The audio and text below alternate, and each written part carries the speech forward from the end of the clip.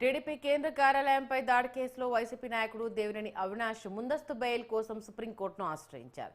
ముందస్తు బెయిల్ కోసం చేసుకున్న దరఖాస్తును తిరస్కరిస్తూ ఏపీ హైకోర్టు ఈ నెల 4న ఇచ్చిన తీర్పును సవాల్ చేస్తూ సుప్రీంకోర్టులో పిటిషన్ దాఖలు చేశారు. అయితే ఈ రోజు ఆ పిటిషన్ను ధర్మాసనం విచారించనుంది.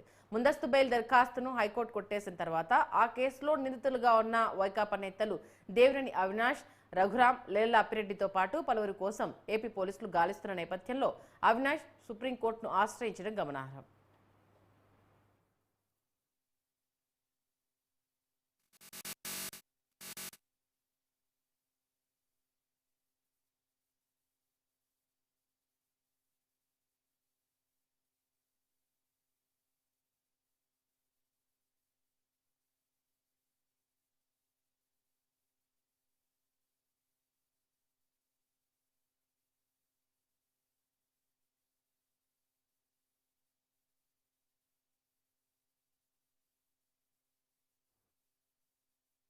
టీడీపీ కార్యాలయ ధ్వంసానికి సంబంధించి ఇప్పటికే నందిగాం సురేష్ను అదుపులోకి తీసుకుని రిమాండ్కు పంపించిన విషయం తెలిసిందే. ఈ నేపథ్యంలో నెక్స్ట్ ఇంకా దేవినేని అవినాష్ను లేదా అప్పిరెడ్డిని అదుపులోకి తీసుకునే అవకాశం ఉంటుంది అనేసి అందరూ భావిస్తున్నారు. అయితే సుప్రీంకోర్టును ఆశ్రయించడంతో ఇవాళ సుప్రీంకోర్టులో వీరు